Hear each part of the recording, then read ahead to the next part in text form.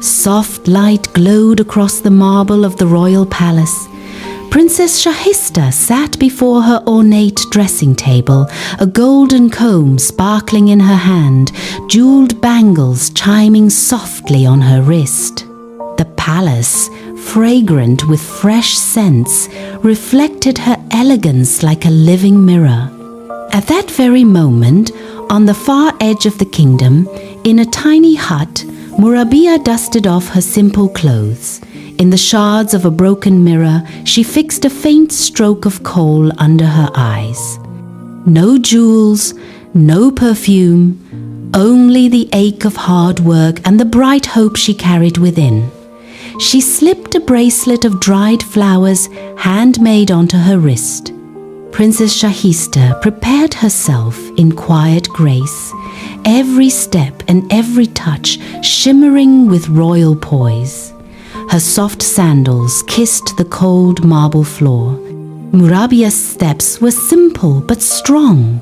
As she set off toward the village market, the smell of earth and the whisper of the wind walking beside her. One morning, 2 lives. One bathed in royal radiance, the other in humble simplicity. One from a palace, the other from a hut. Yet both carried the same question in their eyes. What does the world hold for me today? A royal carriage on one side, a simple village girl on the other, and fate brought them face to face on the same path. Years ago, the king and queen had lost one of their twin daughters. She had disappeared mysteriously in infancy. No one had seen anything.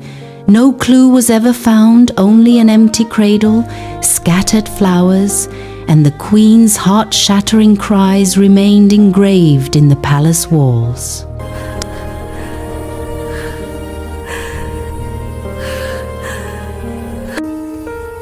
Time passed.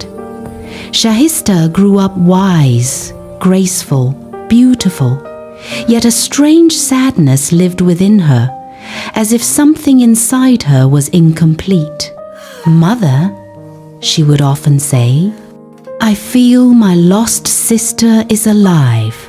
Sometimes I feel her presence so close to me." The queen would sigh, "If only your heart's voice is true."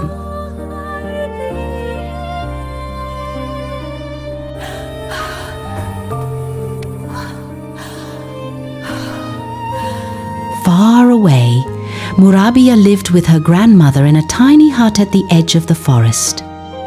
Leaves whispered on the roof. Gentle sunlight slipped through the small windows. Her grandmother had taught her spinning since childhood. Days passed weaving wool, selling threads in the village market, and living in the warmth of laughter, sunlight, and forest air. Until one evening, destiny knocked. Thunder roared. The palace doors opened. A trembling old woman stood before the king and queen.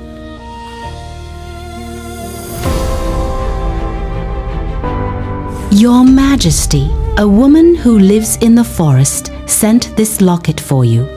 Your daughter is alive," the queen gasped. Shahista's heart raced. This belonged to my missing child, the king said. "Tell us, so we can bring our lost daughter back quickly." Meanwhile, in the forest, Murabia's grandmother suddenly fell ill. "Daughter, give me some water. I am feeling very unwell."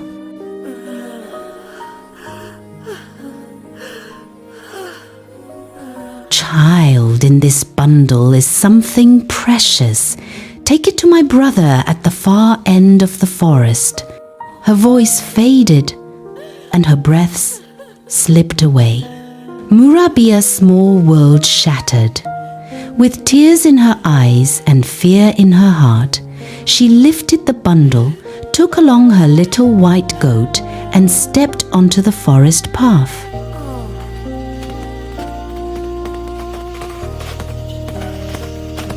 The king, queen, and Princess Shahista finally reached the forest hut, only to find it empty. Was she here? Is she truly alive? What will happen now? Murabia is not here. We search for her in the jungle. Shahista refused to leave. I will search for my sister in this forest myself. Running deeper into the woods,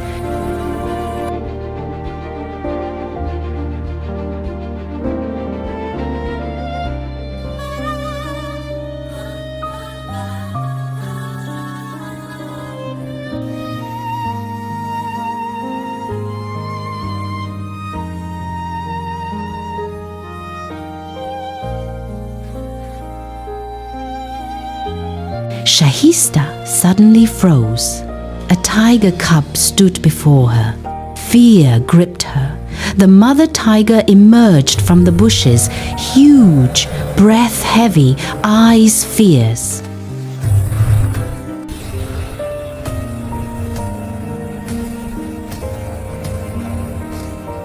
Just then, Murabia came rushing in, holding her little goat. She placed the goat before the tiger, grabbed Shahista's hand, and pulled her away. But the tiger did not touch the goat.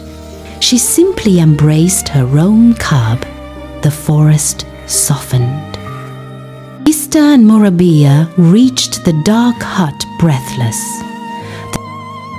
The king and queen sat in the jungle, troubled and worried. The strange old man inside eyed them dangerously.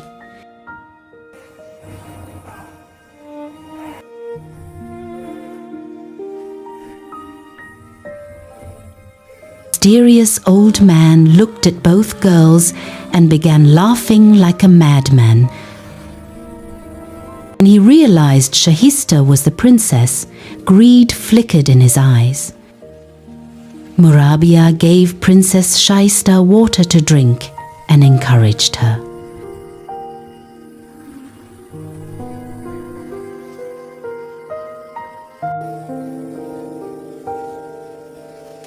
The old man placed the pouch Murabia gave him into a wooden box. The king announced that whoever brings Princess Shahista back will receive a precious reward. The princess said, "I am searching for my lost sister," and Murabia shared the news of her grandmother's death.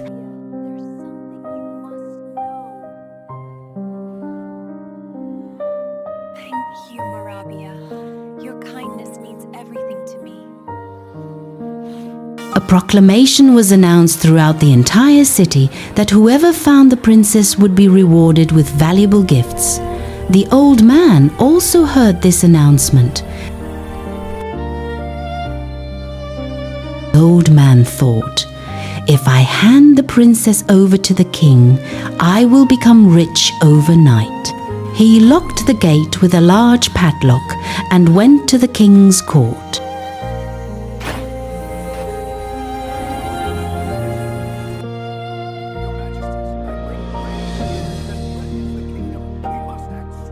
The king sent his soldiers with the old man to his house.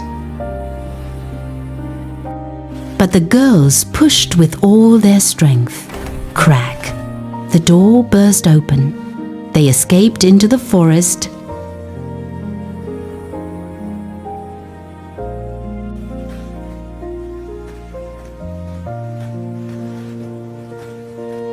As soldiers approached the hut, in the hut, the soldiers found only a wooden chest. Inside, the soldiers arrested the bundle and the old man and took them back to the palace.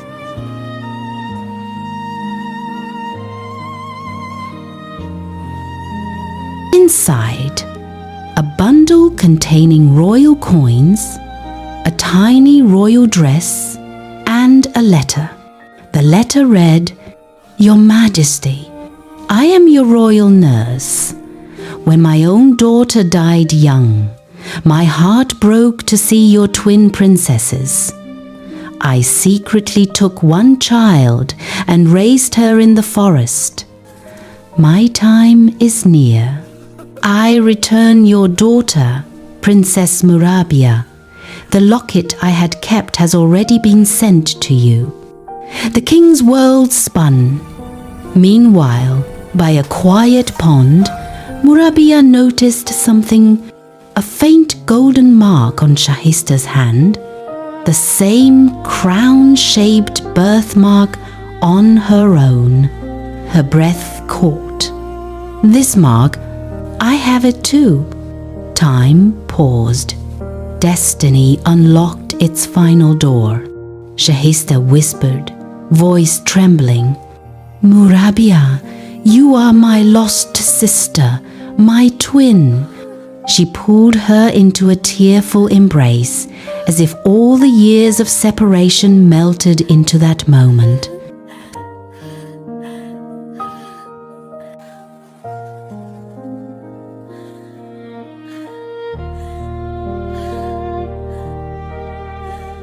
Soldiers reached them and brought both princesses safely back to the palace.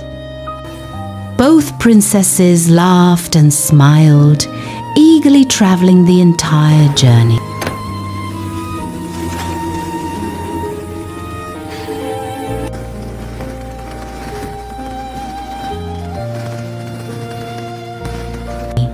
At the palace gates, the king and queen were waiting for them.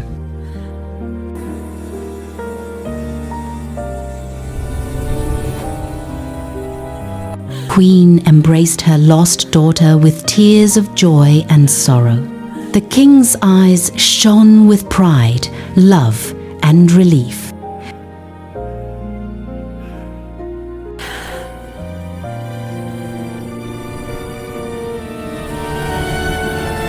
Celebrations filled the palace lights, flowers, laughter, music.